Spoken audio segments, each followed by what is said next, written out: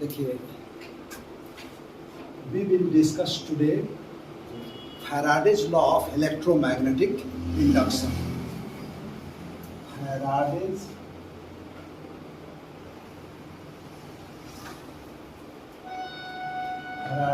laws of electromagnetic induction.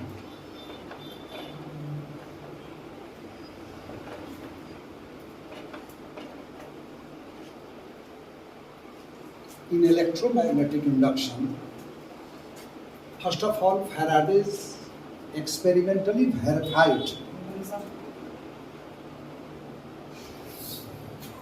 First of all, Faraday experimentally verified the electromagnetic induction in his experiment. और Faraday के experiment में क्या होता था, ये एक कॉइल है, यहाँ एक मैग्नेट को इसके पास आप ले आते हैं तो इसमें करंट फ्लो हो जाता है और ये गैल्वेनोमीटर का इंडिकेटर डिफ्लेक्ट हो जाता है। ठीक है, अब इसमें क्वेश्चन अराइज होता है कि भाई आखिर इसके कारण क्यों इसमें इलेक्ट्रिक करंट फ्लो हो गया। तो कल के क्लास में हमने बताया था कि मैग्नेट के कारण नहीं हुआ, मैग्नेट के मोशन के कारण भी नहीं हुआ, बल्कि इस कॉइल के पास मैग्नेटिक फील्ड के चेंज हुआ, जिसके कारण इसमें इलेक्ट्रिक करंट फ्लो हो गया। ये बात याद रखना है कि electric current is induced by change in magnetic field near the coil. अब इसके पास मैग्नेटिक फील्ड में जो चेंज है वो आप इस मैग्नेट के मोशन के कारण कर दीजिए। फैराडे का एक्सपेरिमेंट है, चाहे एक यहाँ प्राइमरी कॉइल जिसमें करंट फ्लो होता हो, सोलेनॉइड को मोशन में ले आके चेंज कर दीजिए, जो हेनरी का एक्सपेरिमेंट है। एक और बात हम आपको बताना चाहते हैं कि करंट जो ये इंड्यूस होता है, ये करंट इंड्यूस नहीं होता है, करंट आपके हाथ में नहीं है, आपके हाथ में है यहाँ पोटेंशियल डिफरेंस या EMF, due to change in magnetic field a potential difference is induced or an EMF is induced, and due to this EMF the electric current flows. ठीक है, अब now we come on our topic, today's topic, Faraday's law of electromagnetic induction. ये तो बात हो गया कि magnetic field में हम चेंज करेंगे तो EMF इंड्यूस हो जाएगा, जिसके कारण करंट फ्लो होगा। तो आखिर this induced EMF will depend upon which factors, किन किन बातों पे डिपेंड करेगा, उसी के लिए माइकल फैराडे ने 2 लॉज दिए, and this 2 laws are known as Faraday's law of electromagnetic induction. क्या क्या लॉ है, फर्स्ट लॉ और सेकंड लॉ।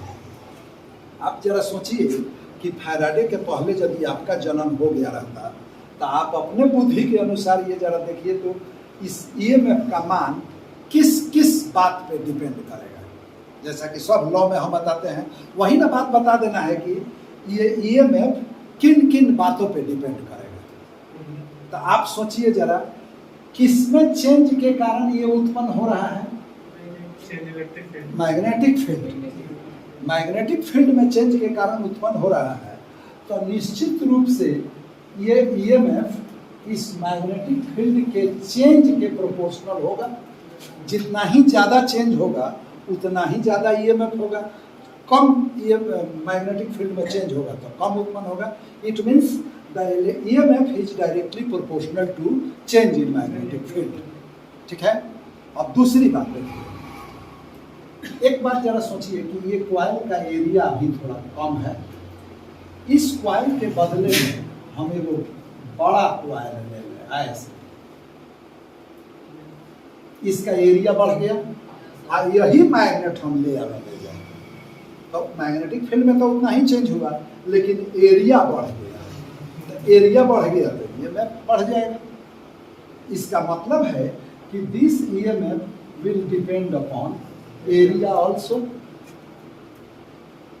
बड़ा कॉइल, आप जनरेटर जो हम लोग बनाते हैं 3 horse power, 4 horse power, 5 horse power, 10 horse power, उसमें क्या चेंज करते हैं? कॉइल ज़्यादा लपेट देंगे, एरिया ज़्यादा हो गया। बड़ा जनरेटर बड़ा होता है, छोटा कम ईएमएफ वाला जनरेटर छोटा होता है, तो एरिया पर भी डिपेंड करता है। देखो ये बात हो गई। दूसरी बात है कि आप जरा देखिए, इस मैग्नेट को आप यहाँ ले आ रहे हैं तो ईएमएफ इंड्यूस हो जा रहा है। इसको धीरे धीरे ले जाए, स्लोली, और इसको फास्ट ले जाए, दोनों में सेम ईएमएफ होगा आकि अलग अलग होगा? अलग अलग हो जाएगा, क्योंकि फास्ट ले जाएंगे तो मैग्नेटिक फील्ड में जल्दी जल्दी चेंज होगा, और धीरे धीरे ले जाएं तो कम चेंज होगा। तो कम चेंज होगा तो कम ईएमएफ, तेजी से चेंज होगा तो ज़्यादा ईएमएफ। आप जनरेटर स्टार्ट किए हैं कभी? जनरेटर स्टार्ट करने के लिए हैंडल लगा के उसको हम नचाएं, उसके जनरेटर वाले तारवा में 2 बल्ब सटा दिए, बल्ब का जो तार सटा दिया जाए तो बल्ब नहीं जलेगा। लेकिन किसी को हाथ से छुआ दीजिए तो करंट मार देगा।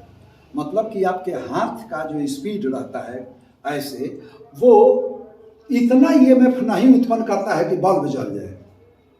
और वही स्टार्ट कर देते हैं तो उसका स्पीड देखते हैं काफ़ी तेज़ी से घूमता है, तो काफ़ी तेज़ी से घूमता है तो ईएमएफ ज़्यादा उत्पन्न हो गया, बल्ब क्या है, दुनिया भर का चीज़ जल जाता है। मतलब कि कितना तेज़ी से या धीरे धीरे मैग्नेटिक फील्ड में चेंज होता है, ये भी डिपेंड करता है। तो इसका मतलब है कि ये टाइम पर भी कुछ डिपेंड करता होगा, कितना जल्दी जल्दी करते हैं। इसी तीनों के आधार पर फैराडेज लॉ जो है, सेकंड लॉ, इसी तीनों के आधार पर है। और एक बार हम कहते हैं सो सुन लीजिए, ये बी पर और ए पर दोनों पर निर्भर किया, तो इस दोनों को एक साथ मिला दें तो जाई अपॉन बी इंटू ए हो जाएगा ना। और बी इंटू ए को ही ना आप साई कहते हैं। The product of magnetic field and area is called magnetic flux. तो बी और ए को 2 लॉ के रूप में कहेंगे तो एक को में साई क्यों नहीं कह देंगे? लॉ देने का तरीका है कि अब 4-5 बात पर निर्भर करता है, तो 4-5 को मिला के ये को कह दीजिए तो उसी से काम चल जाएगा। हाई टाइम हुआ तो ये एक तरह से चेंज इन फ्लक्स का रेट बता रहा है कि कितना जल्दी जल्दी या कितना धीरे से हो रहा है। तो इसीलिए सेकंड लॉ कहता है कि the induced EMF is directly proportional to the rate of change in magnetic flux. The induced EMF is directly proportional to the rate of change in magnetic flux. The induced EMF in electromagnetic induction is directly proportional to rate of change in magnetic flux. इसमें देखिए ये तीनों बातें आ गई। B into ए मतलब flux हो गया, और टाइम लगा दिए तो रेटर बता रहे हैं कि जल्दी जल्दी की तेजी से। इस 2 को आप हटाएंगे। फर्स्ट लॉ को कैलकुलेशन से कोई मतलब नहीं है, वो बताते हैं बाद में। तो ये जाई इज इक्वल टू माइनस के D psi by D T. D Sai here k is constant and negative sign shows the opposite direction of electric current. कल हम लोग लेंस लॉ पढ़ेंगे, उसमें आपको पता चलेगा कि यदि मैग्नेटिक फील्ड बढ़ा रहे हैं तो करंट ऑपोजिट डायरेक्शन में फ्लो होगा, और मैग्नेटिक फील्ड यदि डिक्रीज कर रहे हैं तो ये पॉजिटिव डायरेक्शन में फ्लो करेगा। यहाँ होना चाहिए ना, आखिर चेंज करने से ही तो हम पूछ रहे हैं कि चेंज करने से इलेक्ट्रिक करंट फ्लो हो जाएगा, लेकिन what will be the current, what will be the direction of electric current. तो यदि मैग्नेटिक फील्ड चेंज करने के क्रम में तो आप बढ़ा भी सकते हैं और घटा भी सकते हैं। तो मैग्नेटिक फील्ड अच्छा है, मैग्नेटिक फ्लक्स में यदि आप इंक्रीज कर रहे हैं तो अपोजिट डायरेक्शन में करंट फ्लो होगा। आ मैग्नेटिक फ्लक्स में यदि डिक्रीज कर रहे हैं तो पॉजिटिव डायरेक्शन में करंट फ्लो होगा। तो इसी बात को ये नेगेटिव साइन शो करता है। इसी लॉ को थोड़ा सा और आगे हम बढ़ाएं तो ये तो वन टर्निंग के लिए ना हो गया। आप एक दो बार और ऐसा किए हैं कि if the number of turnings in the coil is n, if the number of turnings in the coil is n, then this formula will be equal to minus kn d psi by dt। ये formula हो गया। ये कौन सी का formula हो गया? Induced EMF का, induced EMF का फार्मूला हो गया। But here the value of k is 1 in SI unit. If you put EMF in SI unit, if you put this magnetic flux in SI unit, if you put this time in SI unit, then the value of in SI unit